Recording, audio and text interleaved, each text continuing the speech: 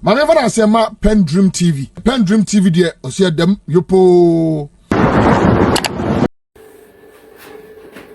For Chief Kwadwo Mpiani akwakopiemu ewo Dr. Randy Abe show so now of course Chief Kwadwo Mpiani on Chief of Staff bra Akufo-Addo so no na Dr. Randy bisano some specific question bi epusu no ye wetu afa na na yaba but then oyanu ye bi mpese utie sa no ye no di ba no aha PENDREAM TV ye be say ube subscribe say na dey di kan crab we share content bia subscribe to the channel na face no nya notification bell say na be ya de bia da no ye di content no bi tuma won so wanye bia ahwe ana say video ba ku say empower ho now of course video number we boy man chief of staff your president Akufo-Addo now ye bisano e pursue no question kese ba ku say o party NPP no o ma lusi hopefully enu gwase lusi pa no ma lusi no na say no what is the way forward in the party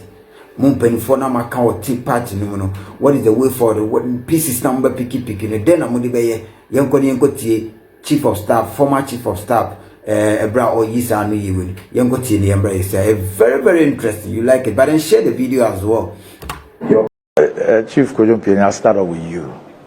Your party has just had a disastrous election outing in this election. What do you make of what happened to your party, and what do you think the party has to do moving on? You asked me a question, and because I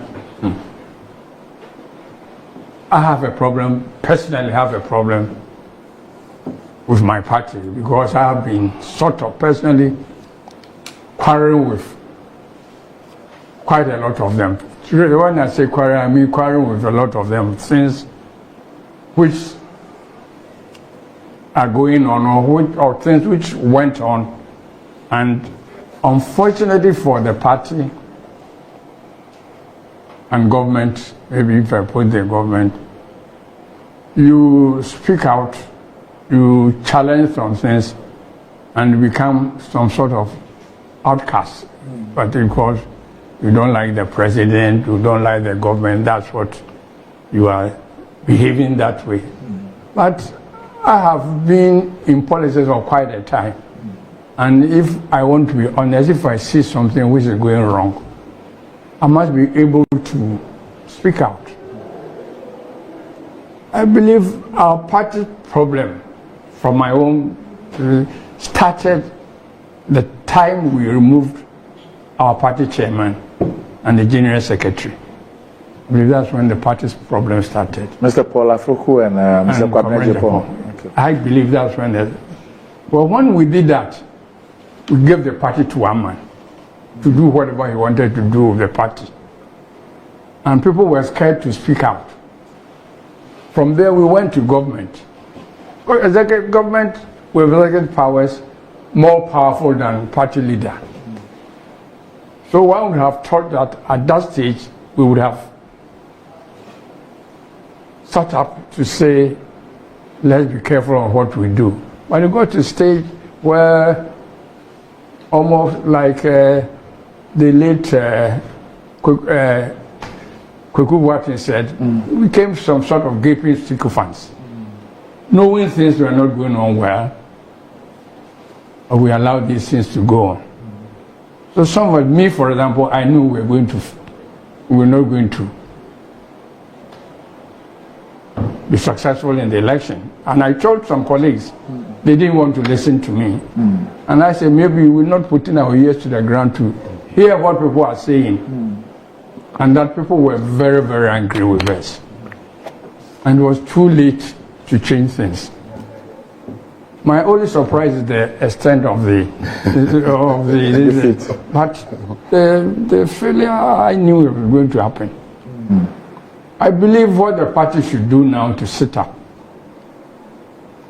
Everybody should be brought back into the party. A lot of people were just pushed away from the party because they were supposed not to be favorites of the executive, of the president.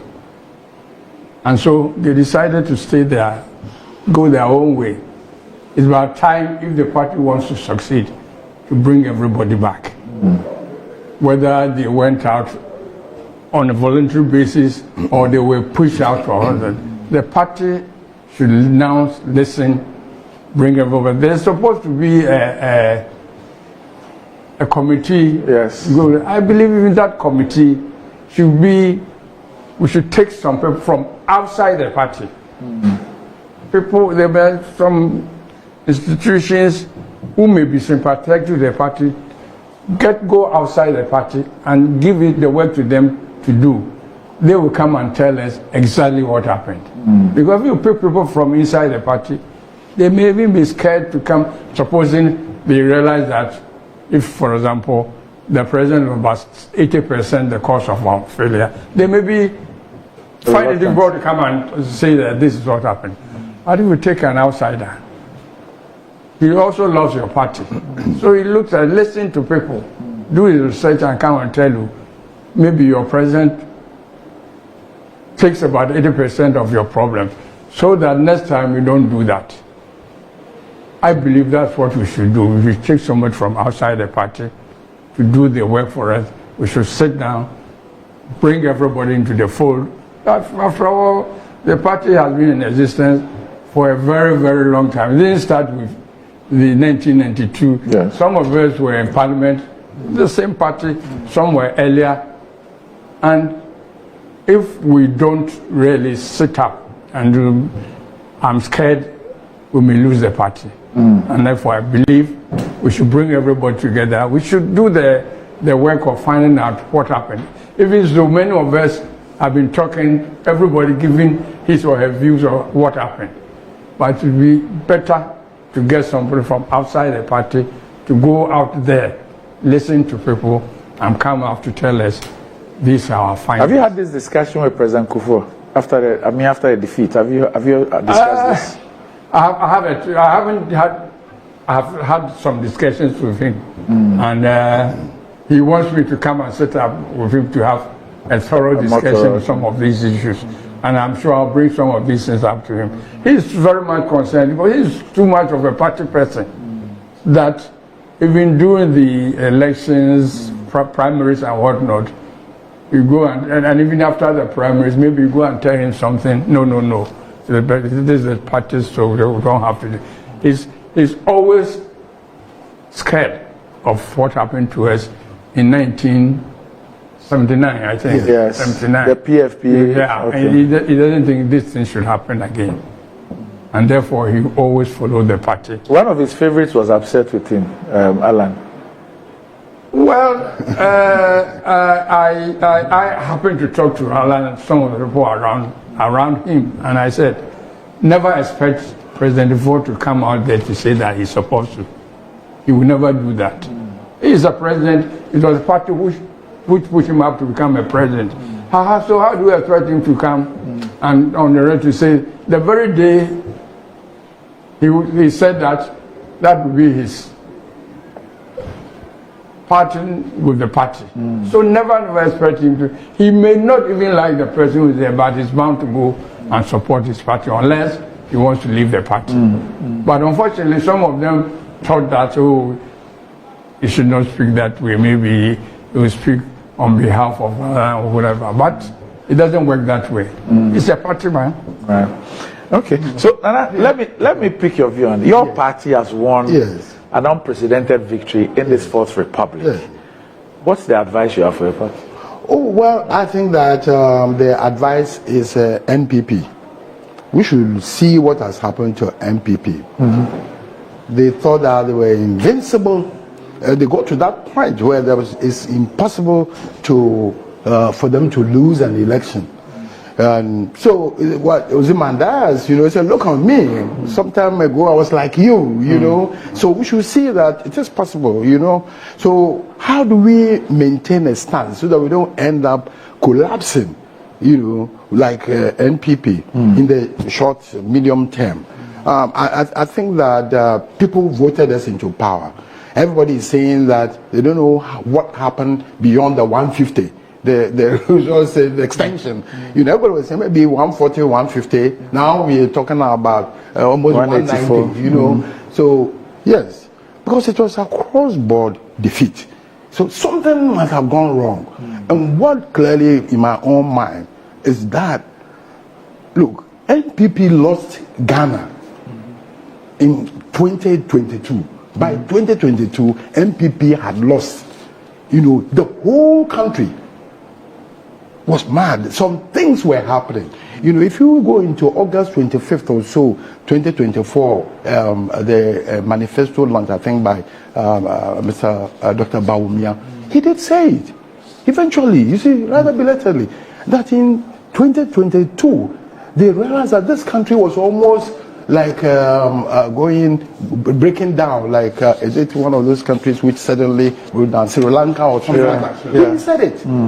He said that. So that time the country was broke. The country had gone to the dogs. It was the same year where all the licenses for the mining. Look, if you decide to find out what happened in 2022, you'll be shocked. All the wrong things happened because they were overreacting. You know, the e-levy concept, all those things. They didn't know where to turn. But those things had consequences for the people, ordinary man in the street. You got me? And they were piling taxes upon taxes and whatnot, and people were feeling it. Nationwide. Go back to 2022. Let's do somebody do a work for you. You'll be shocked. So for me, you know, I think eventually my good friend Kennedy Japan said so. He did point out. We didn't understand what he said, that you know, they slammed him for saying that you lost by 2022, and that's true. You see, so for me, I think that people voted us into power. Like you rightly said, we must keep our links with the people. We must listen to them. The day you lose touch with your people, you lose your vote. You must show greater humility for those who will be taking appointments and whatnot. You get me? Those who come into office, you know, I think that they must learn that they were voted into office. It's not by right that they are there. It's not because Mr. Mahama loves them. You know, he expects that they work hard, but the great thing is that we must keep touch. You know, we must remain in touch with the people at all times. You know, because this is a democratic vote. They vote you in, they vote us out. And I think that we really have, we almost come of age where people can say, I don't care whether you are NDC, you are MPP, if you are not doing the right thing. You know, we have challenges. Who will kick you out? You get me?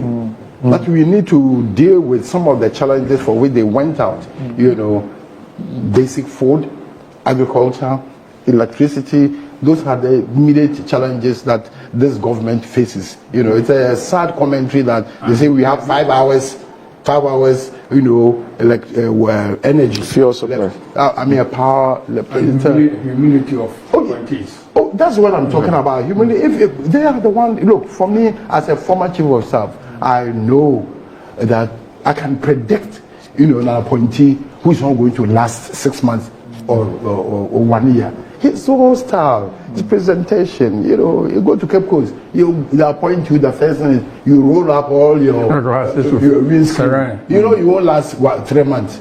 Because they won't want to talk to you. They don't want anything. Oh, Minister, Honorable. Meanwhile, your car is all rolled up. You see, you voted for him today. He doesn't even want to wave at that. So I think that it's a big lesson to the politicians. I hope that we have our own counseling system for dealing with them. And also, are you still active in the party? Oh, as for me, no, if I come to tell you that I'm an NPP man, will you believe me? No. so yes, of course. I mean, I think it is important. Yes, I would say it, but it is important for us to make sure that as we phase out, there's an active succession plan or program. PENDREAM TV now, so far so good.